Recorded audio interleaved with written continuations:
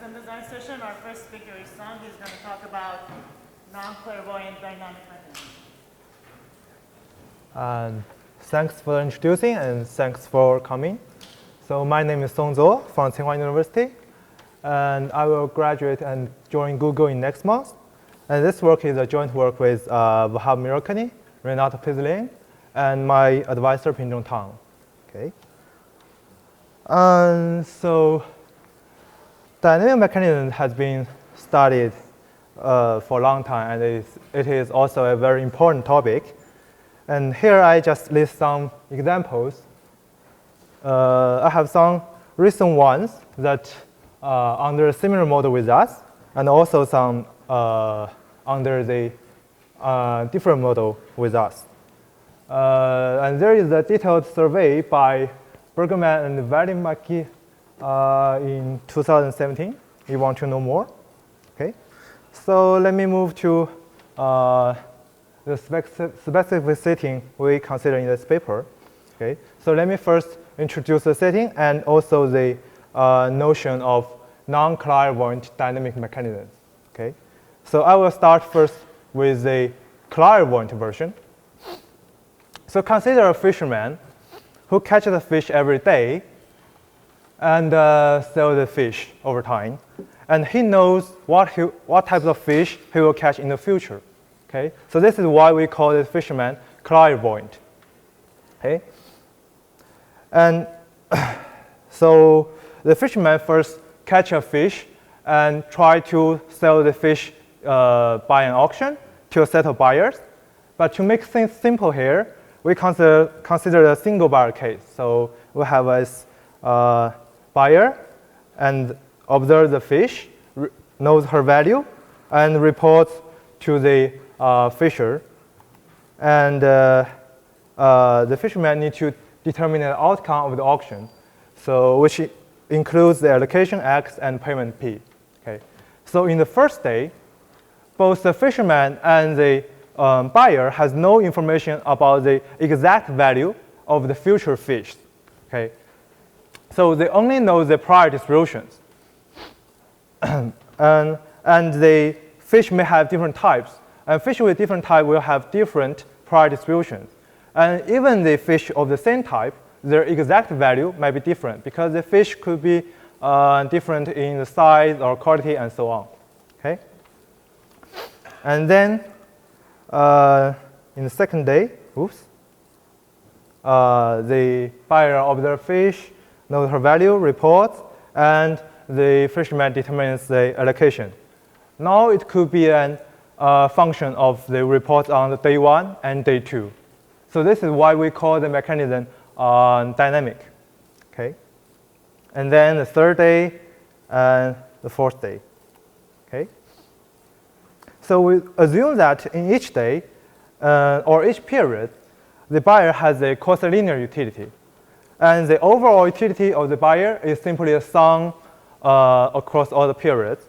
And also we require the auction to be dynamic IC and exposed IR. Here dynamic IC means that for any period T with the historical base fixed, and also given that the buyer will report truthfully in the future period, then in this current period, report truthfully will maximize this guy's overall utility. Here overall utility includes the utility from past periods, current periods, and the expected utility from future periods. And the exposed IR constraint here simply means that the buyer's overall utility is always non-negative if the buyer reports truthfully. Okay. And the goal of the designer is to maximize the expected revenue subject to the two constraints. Okay. So before moving to the definition of non-clairvoyant dynamic mechanism, I would like to emphasize that the outcome of the clairvoyant version not only depends on the historical bits, but also the prior knowledge of all the periods. Okay, so I write it down here.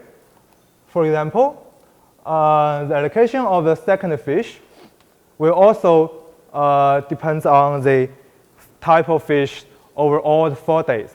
Okay, This is because the fisherman has the superpower of knowing the future, right? He knows the sequence of types of fish in the future. And then by the non-clairvoyance, we simply mean that the fisherman does not have such a superpower. Okay? So from his point of view, he has no idea about the types of future fish in the first day. So the outcome of the first day will be a function of the report and the type of fish in the first day. Remember that the outcome of a clairvoyant mechanism will also depends on the type of fish in the future. Okay? And then the second day, and then third day, and so on and so forth. So here the advantage of a clairvoyant seller over a non-clairvoyant seller is similar with offline algorithms, the advantage of offline algorithms over online algorithms. Okay? Okay. In summary, the model described so far is as follows. And in fact, it captures some real applications, which includes the online advertising settings. Okay? So the seller now is a search engine, has a sequence of ad impression to sell to the advertisers. And the impression chance arrives over time from the user's search. And the exact value of each impression is unknown until the request arrives, because that depends on the property of these users. For example, the location, the time, and so on. And in our model, we allow the sellers to use allocation and payment rules depending on past periods. But currently, the auctions used in practice rarely conducted dynamically. Okay? And also for this kind of application, the notion of non-clairvoyance is very important. So here are two reasons. The first is that in practice, the search engine cannot predict, cannot predict the types of future items. And second is that even if the search engine could somehow predict the future types, the advertisers may not trust the search engine. So the common knowledge assumption will be violated. Okay. So the question is, how much does the non-clairvoyance limit the revenue comparing with clairvoyant sellers? Okay. So here is a comparison between static, clairvoyant, and non-clairvoyant auctions. So these are the format of the outcomes. Okay. So if we assume that the optimal revenue of the clairvoyant auction is 1, and then Papadimitriou et al. 2016 shows that in the worst case, the optimal revenue of static auction is 0. Okay. And in this paper, we show that in the worst case, the optimal revenue of non-clairvoyant mechanism is between 1/5 to 1/2. This is for general multiple buyer case. And if for single buyer case, the 1/5 could be improved to 1/3. Okay. And as for the exact optimal auction, for the static auction, it is known by Marson. And for the clairvoyant auction, it is given by Ashilagi et al. in 2016, and also an earlier manuscript of us, also in 2016. But for the non-clairvoyant, is still open. Okay. So here is the overview of the results. And next, I will move to the technical parts. Okay. So I will show how we get this bound. Here is the key technique is a framework we call bank account mechanisms. Let me show this through this toy example. So consider selling two fish, each with a value drawn from uniform 0-1 distribution. Okay. So for this static auction, the optimal thing we can do is set a price at 0.5 for each of the fish. And we get expected revenue of 0.5 in total. Okay. So how can we do better using dynamic auctions? So a possible try is that we can make a bundle for the two fish at price 0.75. Okay, so the buyer can either pay 0.75 in day 1 and get both fish, or pay nothing and get nothing. Okay. In this case, the buyer is willing to accept the bundle price, even only if V1 plus the expected value of V2 is larger than the bundle price. Or equivalently, V1 is larger than 0.25. And also we can compute the expected revenue, which is larger than 0.5, the revenue of static auction. But this auction is not exposed IR. Okay? So say, for example, if V1 equals to 0.25 and V2 equals to 0, the overall utility of the buyer is 0, or is negative. Sorry, negative. Okay. So how can we fix this? So one solution is that we can use a partial bundle. Okay? That includes the first fish for sure, but the second fish with certain probability depending on the value of the first fish. Okay? Here the price of the bundle is also a function of the value of first fish, which looks like this. So PV1 equals to V1, when V1 is between 0.25 and 0.75. Otherwise, it equals to either 0.25 or 0.75. Okay? And in this case, the buyer is willing to accept the bundle even only if V1 is larger than 0.25. Okay, so the same as the previous case. So let's try to do a simple check for IC and IR constraint. Okay. Think 0.25 as the price for the first fish, and then the remaining payments actually equals to the expected utility from the second fish. Okay, which means that when the buyer accepts the bundle, report truthfully will maximize her utility. So this is dynamic IC. And for exposed IR, because the bundle price when the buyer accepts the bundle is no more than the buyer's value, so it is also exposed IR. Okay, and then we compute the expected revenue. Okay, but it's less than 0.5. Okay, so this is not good because it's even worse than the optimal static auction. Okay, so how can we keep this idea and get higher revenue? So the answer is that, in fact, we can make the auction for the second fish more efficient in terms of revenue while preserving the buyer's utility, expected utility. Okay?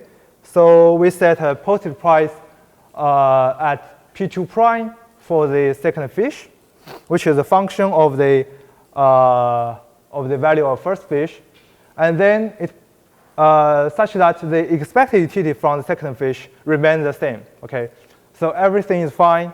The argument for dynamic IC is still valid, and it is also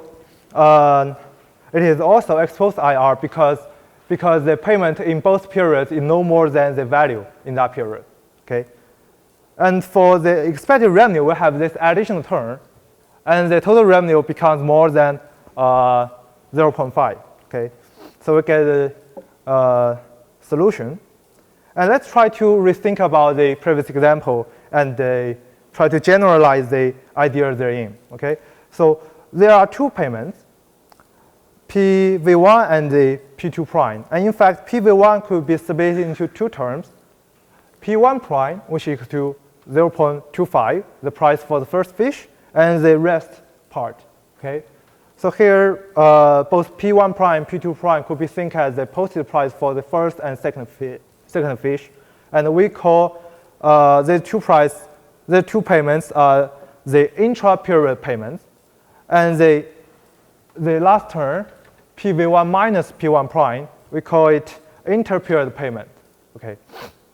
And also for the constraint of IC and IR, remember that for exposed IR, we require that the bundle price is no more than the buyer's value. Okay, so it's equivalent to that this inter-period payment is no more than the buyer's utility from the first period.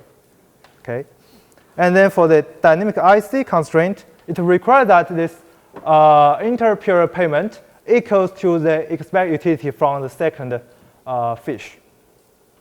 Okay, to turn these three quantities, okay, we call the cumulated utility bank account, and the inter-period payment as spend, and the last term as the expected extra utility because of the spend. Okay, so by doing this, in fact, in a bank account mechanism, the seller tracks the bank account and uses it as an upper bound on the spend. And then at the beginning of each period, the buyer pays the spend and get a stage auction in this period with the expected extra utility equal to the spend. Okay, this ensures the dynamic IC, and the stage auction used here is IC should be IC and RR by itself. Okay, so one good thing here is that we get a decoupled mechanism. So in the sense that the global constraint of IC and IR get decoupled into local constraint. Okay, so the red line equation is the local constraint for this stuff. And the bank account actually carries all the useful historical information we needed to run this dynamic auction. Okay. And this observation actually yields a characterization via bank account. So we have this theorem that every dynamic auction is isomorphic to a bank account mechanism. So I didn't show the proof of the theorem. So the previous argument is not a proof for this. The proof is not trivial, but we can use the theorem to derive upper bounds on the revenue of any dynamic auctions. Okay, and also we get some results, the previous results using this approach. And next, I'm going to show a quick proof for the single buyer case that a non-clairvoyant mechanism could approach a 3 approximation to the optimal clairvoyant revenue. Okay, so remember this slide that we know that the revenue comes from 2 parts, inter-period payments and intra-period payments, and we have this red constraint. Okay, so let's think about a general period T. The revenue comes from 2 parts. In particular, this intra-period payment is from each individual stage auction, which could be bounded by milestone auction, the milestone revenue. And the inter-period payment, by definition, is the spend. Okay, and we have this constraint on spend. So if we want to make the cumulative spend as large as possible, what can we do? What should we do? The first that we need to make the upper bound, the bank account, as large as possible, and also make the expected extra utility as large as possible, which is equal to the spend. Okay, so we have 3 goals to optimize. It is hard to achieve the 3 goals simultaneously, but it is easy to maximize them separately to get an approximation result. Okay, for the first one, we can run a milestone auction, so we get milestone revenue, and to maximize the bank account, which is accumulated utility, with the past period fixed, the best thing we can do is to allocate the item for free. Okay, this maximizes the buyer's utility in this period. And also for the last one, we construct a posted price auction. So with the price could be changed such that the expected utility from the posted price auction could be as low as 0 and as large as the expected value. So this is maximize the expected extra utility range. Okay, and by putting the 3 things together, which means that we sell 1/3 of the item via each of the 3 auctions, we can get a 3 approximation for the optimal revenue. Okay. So a quick summary. So we consider a setting of dynamic auctions, and which actually can capture the application of online advertising. Also, we introduce the notion called non-clairvoyant, which is important in this setting. And then we use the technique of bank account mechanisms to prove some results. Okay, so these are constant approximation results. And also in another paper of us earlier this year, we conduct some empirical analysis on real data and show that using this kind of dynamic auction can significantly improve the revenue and welfare for the online advertising auctions. And that's all. Thanks for your attention.